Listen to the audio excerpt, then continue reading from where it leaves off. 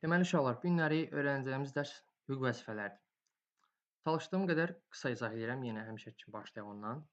Deməli hüquq nədir, vəzifə nədir? Bax, hüququmuz bizim verilən haqlardır. Yəni sən bundan istifadə eləyə də bilərsən, eləməyə də bilərsən.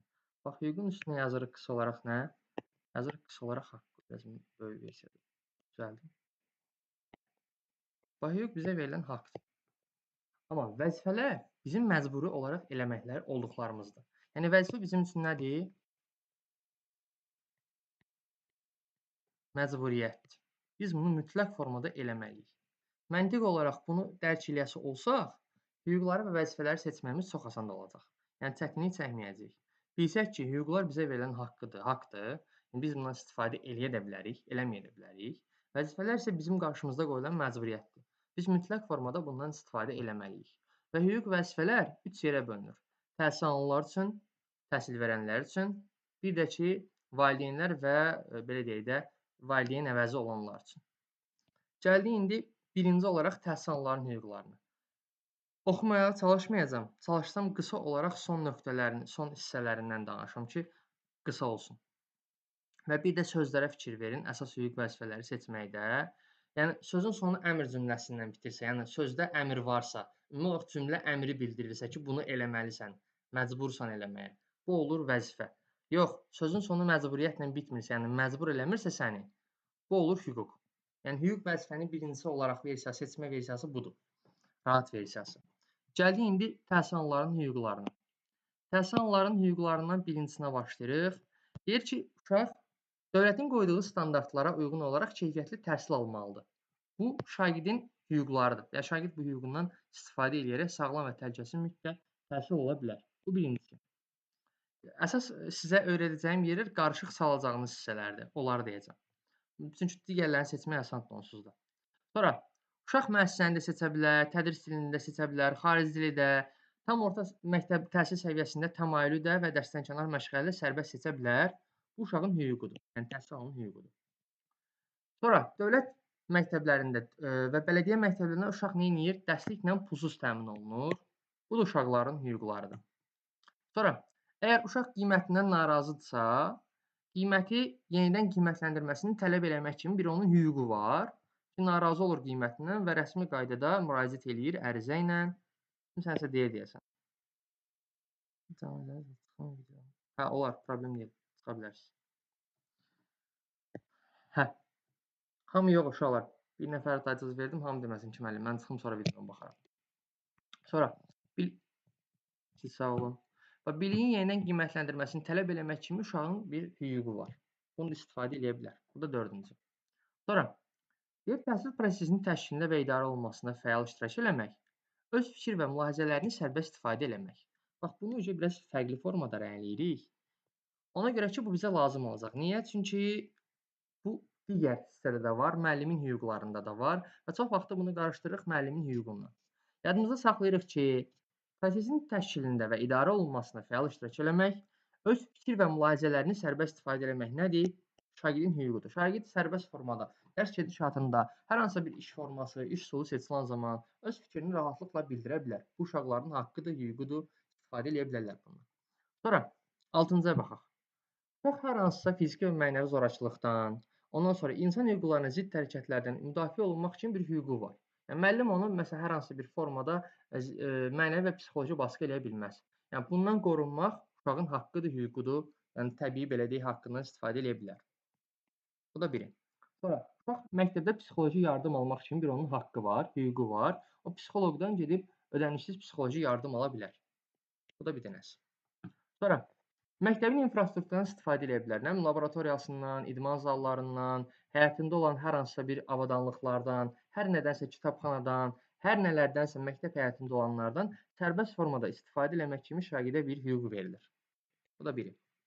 Sonra bilik bacarığını təkmilləşdirməkdən ötürü uşaq hər hansısa bir məktəbdən kənar təhsil müəssisəsinə gedirsə, hər hansı bir kursa gedirsə, dərnəyə gedirsə, yəni bu uşağın bir şəxsi hüququdur, şəxsi seçimidir, gedə bilər. Məktəbin vaxtına belə deyək, toxunmamaq şərti ilə. Bu da bir hüquq. Sonra Ümumi təhsil deyir, müəssisəsinin ictimai və sosial mədəniyyətində iştirak eləmək. Deyək ki, hər hansı bir tədbirlərdə, hər hansı bir viktorinalarda falan iştirak eləmək kimi uşağın bir haqqı var, hüququ var. Sərbəst formada uşaq gedib haqqını tələb eləyə bilər ki, məsələn, filan səhnəcikdə, filan tədbirdə mən iştirak eləmək istəyirəm. Bu uşağın haqqıdır. 10-cu nədir bəs? Hər hansı bir olimpiyadada, yarışda, proqramda, layihədə iştirak eləmək kimi uşağın hüquqları var və bu hüquqlarından belə deyək də istifadə edərək uşaq məsələn müəllim onu olimpiyadaya göndərmirsə, deyər müəllim, o mənim hüququmdur, mən getmək istəyirəm, mütləq formada mənim olimpiyadaya adımı yazmalısan. Bu da bir hüquq. 10 dənə hüququ var. Ümumi olaraq və bundan əlavə olaraq qeyd hissəsi yazmışıq ki, ümumi təhsil müəssisələrində şagirdlərin təhsil prosesindən bağlı olmayan işlərə və tədbirlərə cəlb edilməsinə yol verilmir və uşaqların haqqıdır ki, onu dərsdən kənar məsələn məktəbin həyətini təmizləmək, iməzlik, yəni bu kimi tədbirlərə uşaqları cəlb eləmək olmaz. Yəni uşaqların haqqlarının pozulmağı deməkdir. Bu uşaqlara verilən hüquqlar. Və gördünüz, bundan heç hansına məcburiyyət yoxdur. Yəni uşaq istəsə istifadə eləyər, istəsə istifadə eləməz. Məsələn, uşaq kitabxanadan istəsə istifadə eləyər, istəsə istifadə eləməz. Yəni uşağın haqqıdır, hüququdur. Gəldik indi şagirdlərə verilən vəzifələrə. Və bu vəzifələr, hüquqlar dövlət tərəfindən təsdiq olunur. Yəni biz bunu öz başına demirik və yaxud da hardansa götürmürük. Deməli, şagirdin vəzifəsi nədir? Birinci vəzifəsi odur ki, dövlətin qoyduğu biliyə, bacarığa, vərdişə yiyələnsin. Yəni dövlətin bir standart müəyyənləşdirir. Hansısa bilik, bacarıq, vərdiş, şagird buna mütləq formada yiyələnməlidir. Bu şagirdin borcudur. Bu birinci oldu. Uşaq dərsdən yayına bilməz və verilən tapşırıqları da vaxtında keyfiyyətlə yerinə yetirməlidir. Bu da şagirdin digər bir borcudur.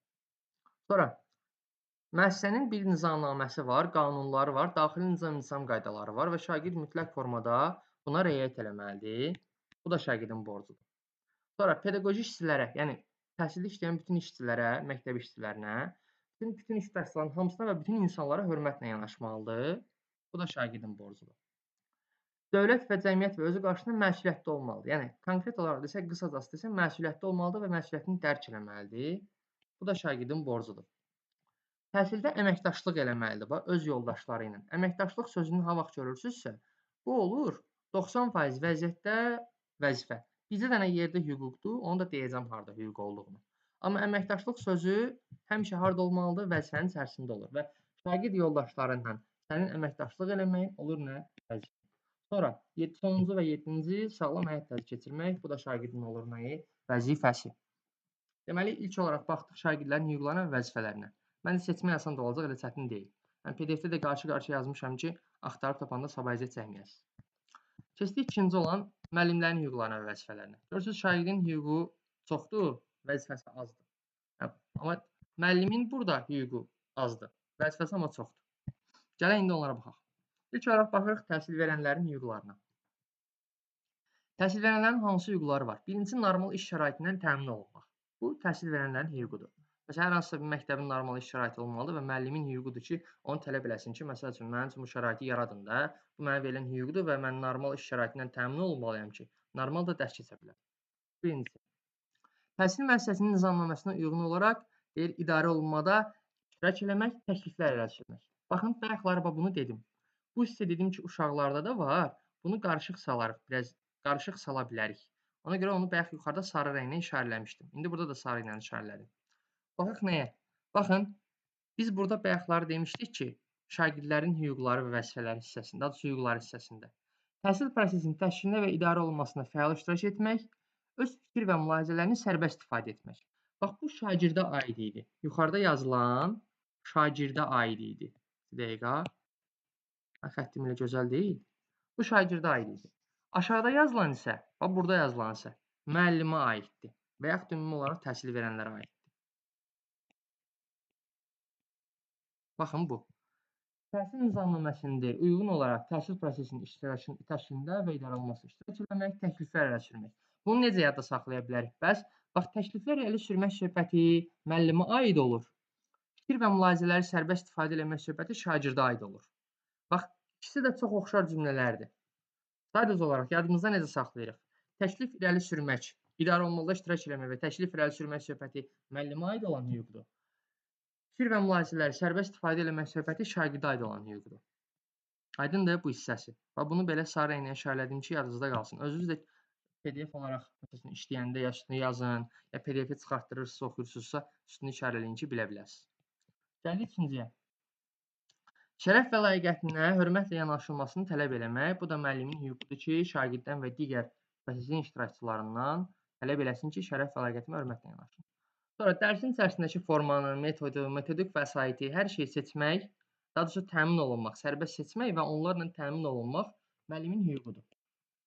Müəllim onu rahat formada dərsin gedişatını seçə bilər və tədris metodik vasitələrlə təmin olunmaq üçün müəllimin hüququ var ki, desin ki, müəllim, məsələn, mən proyektlə təmin eləməlisiniz, lövhə ilə təmin eləməlisiniz, nə bilim, dərsliklə təmin eləməlisiniz, xəritə ilə təmin eləməlisiniz. Müəllimin bu kimi hüquqları var. Sonra gəldik bir dənə də sarı ilə işarələyəcəm hissəyə, daha doğrusu qırmızı ilə işarələyək, bu müəllimə aid olan hissə çünki. Deməli, yeni ixtisas almaq, staj keçmək və ixtisas elmi dərəcəsini yüksəltmək. Baxın, bu müəllimin nə idi? Bu müəllimin hüququdur. Müəllim istəsə yeni ixtisas alar, staj keçər, ixtisasının elmi dərəcəsini yüksəldər. Yəni gedər bakalavr oxuyubsa, bu adam magistr da oxuya bilər, doktorantura da oxuya bilər. Bu müəllimə verilən hüquqdur. Sonra bunu niyə qırmızıladım, sonra deyəcəm. Gəldik 6-cıya. Deyir mükafatlandırılmaq və təltif olunmaq. Müəllimin mükafat almaq kimi, təltif olmaq kimi hüquqları var. Şimdi bunu verəm, das nəysə yazıblar. Düzdür, yaxşı müəllimlərə verirlər açığı. Çalışın sistemləri yaxşı müəllim olsun, sizə də versinlər. Sonra təhsil müəssisəsində vəzifə tutmaq, seçkili vəzifələri seçmək və seçilmək. Bu da müəllimin hüququdur. Məsələn, pedaqoji şura var, orada vəzifə tuta bilərsiniz, səs vermək haqqınız var, siz seçmək haqqınız var, yəni siz seçilə bilərsiniz, orada rəhbər kimi belə deyək, pedaqoji şurada. Belə, bu da müəllimlərin hüquqları. Seçdik müəllimin vəzifələrini. Müəllimin vəzifələri hansılardır? Deyir ki, dövlət siyasətini həyata keçirməlisən ay müəllim. Sən mütləq formada təhsildə dövlətin siyasətini həyata keçirməlisən. Bu sənin vəzifəndir, birinci vəzifən. Sonra sertifikatlaşmadan keçməlisən. Bu sənin ikinci vəzifəndir. Mütləq formada sertifikatlaşmadan keçməlidir hər bir müəllim pedaqoji fəaliyyətlə məşğul olursa. Sonra şagirdlərə verilən kurikulumları təmin eləməlisən, yəni onlara mənimsətməlisən və keyfiyyətli təhsil verməlisən. Bu sənin borcundur ki, müəllim olaraq vəzifəndir ki, keyfiyyətli təhsil verəsən. Sonra gəldik digər bir qırmızı ilə işarələyəcəyimiz hissəyə. Bax, ixtisasını artırmaq. Qabaqcıl pedaqoji təcrübələrə yiyələnmək, müasir interaktiv təlim metodlarını və öyrənmə və tətbiq eləmək. Bu sənin nəyindir? Bu sənin borcundur. Və burada digər bir qırmızı hissə var idi. Ora baxaq, onunla qarşılıqlı göstərim. Bax, biz deyirdik ki, hər hansısa yeni bir ixtisas alırdın, staj keçirdin və ixtisas elmi dərəcəni yüksəldirdin. Bu sənin nəyin idi? Bu sənin hüququn idi. Amma öz ixtisasını artırmaqdan söhbət, yəni ixtisasını mükəmməlləşdirməkdən söhbət gedirsə, daha da dərinləşdirməkdən söhbət gedirsə, qabaqcıl pedaqoji təcrübələrdən, müasir interaktiv təlim metodlarından, innovasiyaları öyrənməkdən və tətbiq etməkdən söhbət gedirsə, bu olur sənin üçün məcburiyyət, yəni vəzifən. Bax, bu ikisini də qarışdırmayın. Bu ikisini evdə oxuyanda işarələyərsiniz ki, qarışdırmayasınız. Biri müəllimin hüququdur, biri müəllimin vəzifəsidir. Belə. Bu da belə getdi. Gəldik 5-ciyə. Ümumi təhsil müəssisələrinin daxili nizam qaydalarına əməl eləmək, əmək müqaviləsində verilənləri yerinə yetirmək. Yəni sən daxili nizam qaydalarına şagird necə əməl edirsə, müəllim olaraq da sən də əməl eləməlisən və əmək müqaviləsində göstərilən qaydaları yerinə yetirməlisən. Bu da bir vəzifə. Sonra təhsil alanları demək ki, Azərbaycanın müstəqilliyinə, dövlət rəmzlərinə, dövlətin tarixinə, mədəniyyətinə, adət-ənənəsinə, ümumiyyətlə onları bəşəri və dəyərlərə hörmətlə yanaşmaq formasında böyütməlisən. Yəni sən onlarda müəyyən hisslər aşılamalısan. Vətənpərvərlik, dövlətçilik, ümumi və dünyəvi dəyərlərə hörmət kimi şeylər aşılamalısan, hisslər aşılamalısan onlarda. Bu sənin borcundur. Sonra təhsil alanlarda fəal vətəndaş mövqeyi formalaşdırmaq, onları həyata hazırlamaq, əmək fəaliyyətinə hazırlamaq. Bu da sənin borcundur, vəzifəndir. Bunu mütləq formada eləməlisən. Sonra etik davranış qaydaları var. Onlara riayət eləməlisən, müəllimin nüfuzunu yüksək tutmalısan. Təhsil alanların və digər şəxslərin şərəf və layiqətinə hörmətlə yanaşmalısan. Bu sənin vəzifəndir, mütləq formada bunu eləməlisən. Sonra təhsil alanlara hər hansı fiziki və psixi zorakılıqdan qorumalısan, nə özün zərər yetirməməlisən, nə də başqalarının zərər yetirməyinə şərait yaratmamalısan. Zərərli vərdişlərdən çəkindirməlisən, onların sağlamlığını mühafizə eləməyə kömək eləməlisən və təhlükəsizliyini qorumalısan. Bu da sənin borcundur. Əlavə məşğələlər, sinifdən xaric məktəbdən kənar tədbirlər keçirmək kimi sənin bir borcun var. Deməli deyirsən ki, mən əlavə işlər mənlik deyiləm, mən görmürəm. Sinifdən xarici məktəbdən kənar tədbir keçirməli deyiləm, mənim borcum deyil. Bu kimi şeylər sənin borcundur və mütləq formada bunu eləməlisən. Sonra valideynlərlə bax əməkdaşlıq sözünü bayaq demişdim. Əməkdaşlıq sözünü gördüyünüz olur vəzifə. Əməkdaşlıq eləməlisən, valideynləri məlumatlandırmalısan. Bu da sənin nəyindir? Vəzifəndir. Sonra məktəb rəhbəri ilə bax əməkdaşlıq eləməlisən, yenə əməkdaşlıq sözü görsənir burada. Sonra məsləhətləşmə aparmalısan onlarla, fikir mübadiləsi aparmalısan digər iş yoldaşlarınla. Bu da sənin nəyin olur? Olur vəzifən. Deməli, müəllimin olduğu 12 dənə vəzifəsi, hər birinə də baxdıq. Qarşılıqlı olaraq da qarışdıraca biləcəklərimizin də hər birini bildirdik. Bu da oldu müəllimin vəzifələri, təhsil verənlərin vəzifələri. Gəldik valideynlərin və digər qanun nümayəndələrin, yəni kimsə ki, Allah uzaq eləsin, hər hansısa atası, anasını itirib, hər ikisini itirib və yaxud da ata-ana imtina eləyib, uşaq digər kiminsə himayəsindədirsə, onlarla bağlı olan hüquq və vəzifələrə. Deməli, valideynin birinci hüququ nədir? Valideynin birinci hüququ odur ki, müəssisəni seçə bilər sərbəst formada. Yəni, hansı məktəbi istəyirsə, həmin məktəbi seçir və şagirdi orada təhsil almaq üçün şərait yarada bilər. Sonra, şagirdləri haqqında məlumat almaq. Yəni, prosesin təşkili haqqında, dərsin keyfiyyəti haqqında, dərsin davamiyyəti haqqında, dərsə marağı haqqında, ümumi olaraq şagird haqqında məlumat almaq kimi valideynin nəyi var? Valideynin bir hüququ var. Sonra, şagirdlərin hüquqlarını müdafiə eləmək kimi və müəssisənin idarə olunmasına iştirak eləmək kimi bir nəyi var? Hüququ var valideynlərin. Bax, müəssisə idarə olunması söhbəti çox yerdə var. Valideyndə də var, şagirdə də var, müəllimdə də var. Hər birini fərqli-fərqli cümlələrlə çalışın yadınızda saxlayın. Təhsilçilərin hüquqlarını müdafiə eləmək və təhsil müəssisəsinin idarə olunmasına iştirak eləmək kimi valideynin bir nəyi oldu? Valideynin olduğu hüququ. Bax, burada idarə olunmada iştirak eləmək kimi olan hüquqlar, bir dənə bunu sarılayım, digərlərinə də baxarıq. Baxın, bax, burada digər hissədə də var idi. Bax, burada sarı verdiyim hissədən, baxın, görürsünüz burada. İdarə olunmada iştirak eləmək. Bax, görürsünüz, burada da var bu söz. İdarə olunmada iştirak eləmək. İdarə olunmasına fəal iştirak eləmək. Hər biri ümumi olaraq verilmir. Hər birinin qarşısında veriləcək digər bir söz var. Fikir və mülahizələri sərbəst istifadə etmək, təşkildə və idarə olunmada iştirak eləmək söhbəti aid idi şagirdə. Ondan sonra müəllimə aid olan nizamnamənin tələblərinə uyğun olaraq prosesdə iştirak eləmək və təkliflər irəli sürmək. Bu aid idi müəllimə. Valideynə aid isə təhsilçilərin hüquqlarını müdafiə eləmək və təhsil müəssisəsinin idarə olunmasına iştirak eləmək. Yəni cümləni tək görməyəsiniz. Hər birinin qarşısını digər cümlə ilə görəsiniz ki, rahat olaraq da seçə biləsiniz. Sonra gəldik dördüncüyə. Deyir, təhsil müəssisəsi ilə əməkdaşlıq etmək, tədris prosesinin təkmilləşdirilməsi və maddi texniki bazanın yaxşılaşdırılması üçün irəli təklif irəli sürmək, könüllü könüllü yardımlar eləmək. Bu da olur nə? Bu da olur valideynin hüququ. İstəyər könüllü yardım eləyər, məktəbin daha da inkişafı üçün, istəyər eləməz. Bu müəllimin, valideynin daha doğrusu istəyəndən asılı olan bir şeydir. Gəldik valideynlərin vəzifələrinə. Valideynin vəzifəsi nədir? Valideynin vəzifəsi uşaq haqqında məsuliyyət daşımaqdır. Yəni onun mənəvi yetkinliyi haqqında, təhsil alması haqqında, fiziki və əxlaqi inkişafı ilə bağlı valideyn nə edir? Məsuliyyət daşıyır. Bu valideynin birinci vəzifəsidir. Sonra milli və bəşəri dəyərlərə ruhunda şagirdləri tərbiyə eləmək. Valideynlərin nə idi? Vəzifəsidir ki, onlar tərbiyə eləsinlər övladlarını.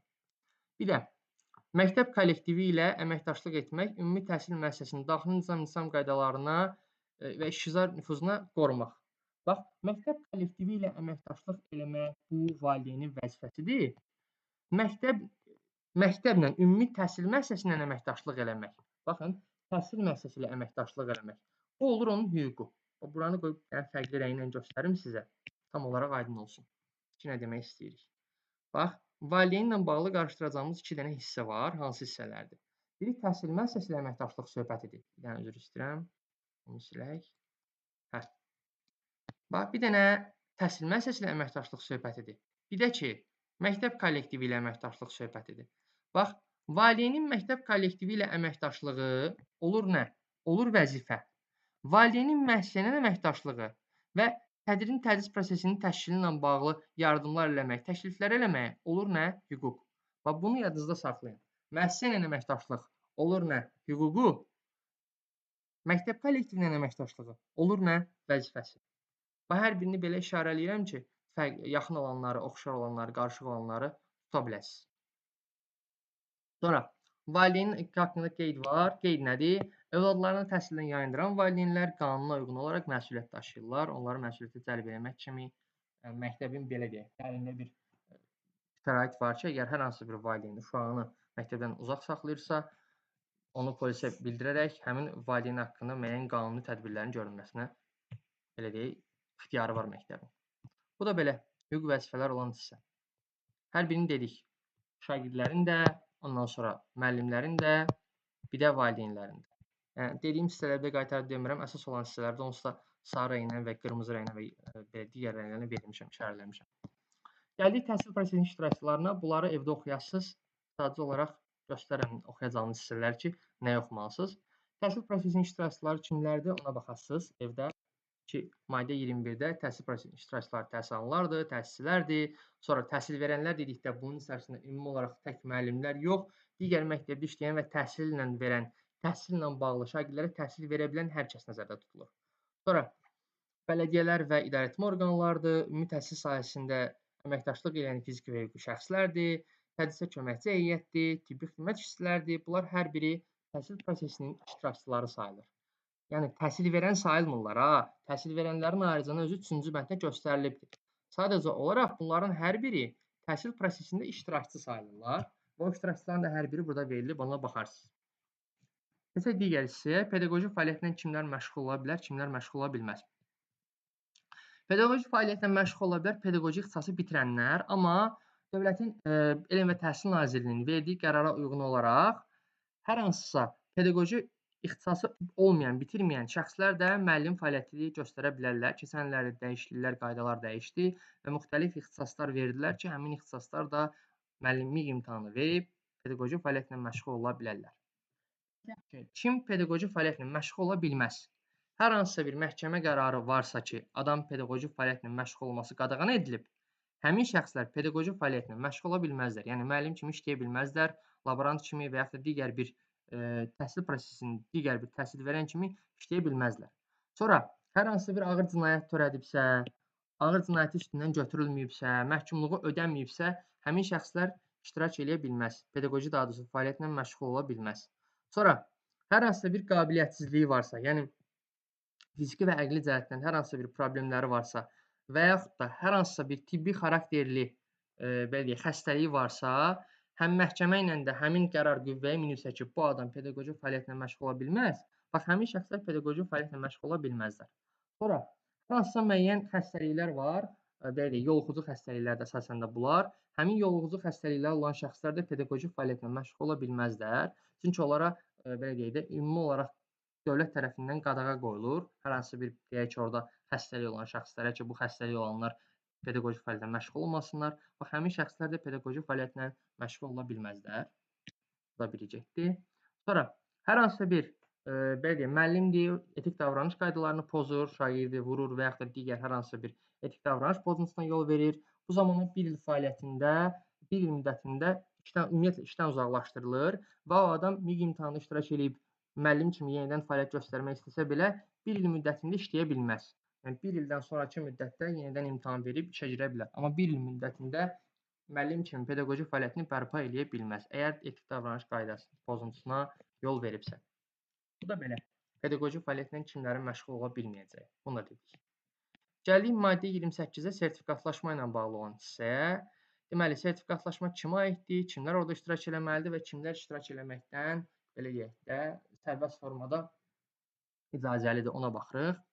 Deməli, pedaqoji fəaliyyətlə məşğul olan hər biri təhsil verənlər 5 ildə bir dəfə mütləq formada sertifikatlaşmadan keçməlidirlər. Bu məcburiyyətdir. Demişdik, müəllimin vəzifələrində verilən bir şeydir ki, pedaqoji fəaliyyətlə məşğul olanlar mütləq formada sertifikatlaşmadan keçməyi idi. Və sertifikatlaşma qaydası da müvafiq icra hakimiyyəti orqanı dedikdə, yəni Elm və Təhsil Nazirliyi tərəfindən bu qaydalar müəyyənləşdirilir. Və sertifikatlaşmadan kimlər azaddılar? Birincisi, hamilə qadınlar azaddır. Sonra 3 yaşdan hər hansısa məzuniyyətdə olan bir şəxs olursa ki, uşağını saxlamaq üçün məzuniyyətə çıxır, o adam məzuniyyətə çıxdıqdan sonra 1 il işləməlidir ki, ondan sonra o adam gedib sertifikatlaşmada iştirak eləsin. 1 ili tamam olmayıbsa işinin, o adam sertifikatlaşmada iştirak eləmir. Bundan əlavə, uşağını əgər tək başına böyüdən kişilər varsa, onlar sertifikatlaşmadan azad sayılırlar. Bu da ikinci bəndi. Sonra ilk dəfə işə qəbul olunanlar 3 il müddətində sertifikatlaşmadan keçmirlər. 3 il tamam olduqdan sonra sertifikatlaşmadan amma mütləq formada keçməlidirlər, məcburiyyətdir. 3 ilə qədər amma onların məcburiyyəti yoxdur. Sertifikatlaşmada keçmək üçün könüllü də keçə bilmirlər. Siz 3 dəfə ən azı sertifikatlaşmadan keçmisinizsə, sonra nə olursunuz? Azad olursunuz sertifikatlaşmadan. Sonra sertifikatlaşmadan keçən şəxs 5 il müddətində pedaqoji fəaliyyətlə məşğul ola bilər. Yəni dövlət onu yenidən imtahan eləmir. 5 il deyir ki, azadsan, get 5 il dərsini keç, 5 ildən sonra baxarıq vəziyyətə gələrsən, yeni imtahan verərsən. Sonra hər hansı bir şəxs üzürlü və yaxud da üzürsüz səbəbdən sertifikatlaşmadan keçmirsə, ona 1 il vaxt verilir, iş yeri saxlanılmaqla və yaxud da gedib imtahanda kəsilirsə, təkrar sertifikatlaşma üçün ona 1 il iş yerində işləmək müddətindən vaxt verilir ki, sən 1 il orada işlə, evi yox. 1 ildən sonra imtahana girərsən. Əgər sən 1 ildən sonra da imtahana girmirsənsə və yaxud da girib kəsilirsənsə, sən nə edirsən? İşdən azad olunursan. Bu da 4-cü bənd. 5-ci bəndə isə deyir ki, təkrar sertifikatlaşmadan keçməyən şəxslər əmək məcəlləsinə uyğun olaraq işinə xitam verilir. Əmək məcəlləsini dəyişirlər və ona uyğun olaraq da sənin işinə nə edirlər? Xitam verirlər. Bu da belə sertifikatlaşma haqqında olan hissə. Əsas məsələ burada öyrənəcəyiniz hissə hüquq və vəzifələrdir. Ki, kimin hüququ nədir, kimin vəzifəsi nədir, ümumiyyətlə hüququn özü nədir, vəzifənin özü nədir? Əsas qarışdıracağınız 2-3 dənə yer var. Onların da hər birini onsuz da göstərdim. Yəni işarələdim ki, tam olaraq rahat olaraq bilə biləsiniz. Belə, məncə yəni çətin bir dərs deyil, asandır, düzdür, çoxdur söz yığını, amma çox asandır. Düzdür, bunlar imtahana düşmür əslində, imtahanda bunu görmürsünüz. Amma əgər siz pedaqoji fəaliyyətlə məşğul olasınızsa, müəllim olasınızsa, mütləq formada hüquqlarınızı və vəzifələrinizi bilməlisiniz ki, bir müəllim olaraq sabahları problem yaşamayasınız. Yoxsa imtahanda mənə lazımdır, müəllimliyi oxuyuram falan tipli şeylərlə məncə yanaşmayın. Düzdür, bu kitabda olan çox şeylər imtahanla bağlı deyil, yəni imtahanda lazım olmur. Amma imtahandan sonrakı müddətdə müəllim işləyəsinizsə, mütləq formada burdakıların hər biri lazım olur. Aydındır?